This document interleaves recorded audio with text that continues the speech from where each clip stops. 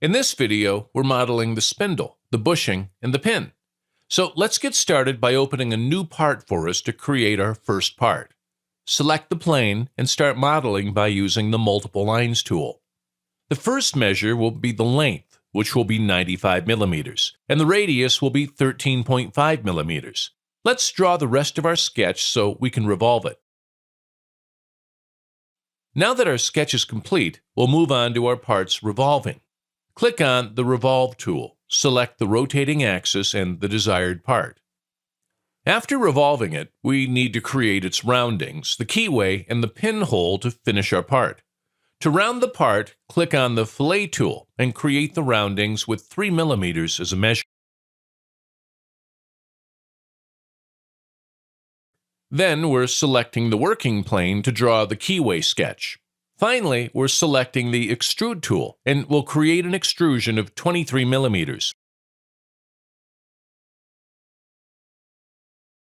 Hey, we're almost done. We just need to draw the pinhole in the part's material. Let's select this face and create the whole sketch, which will be 1/4 inch, or 6.35 millimeters, and 27 millimeters from the center. Now create a simple through hole. Alter the material to carbon steel, and another part is drawn. Now that we drew the spindle, we're moving on to two simpler parts, the bushing and the pin. We'll start with the bushing. As usual, we'll open a new part, and we'll select the Arc Circle tool to draw it with the extrusion command. Now we'll create a circle with 12 as the radius, and we'll extrude it with a measure of 4 millimeters.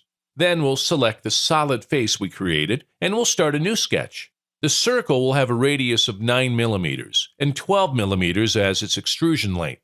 To finish the part, we'll create a hole in the center of the bushing with a diameter of 3/8 inch or 9.525 millimeters, which will be a simple through hole. Lastly, change its material to bronze on the Color and Material tab. Moving on, we'll model the third and last part, probably the easiest in the video. Start by opening a new part, selecting a work plane, and click on the Arc Circle tool.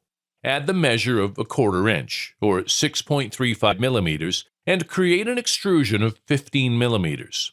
We'll then select the chamfer tool and create a chamfer on each side with a measure of 0.5 millimeters. Alter its material to carbon steel, and it's done. If you have any doubts or suggestions, please leave them in the comments below. If you don't own our software yet, you can download it on the description link. See you in the next video. Well, guys, that's it for today. Remember to subscribe, click the notification bell to receive our alerts for our weekly training videos.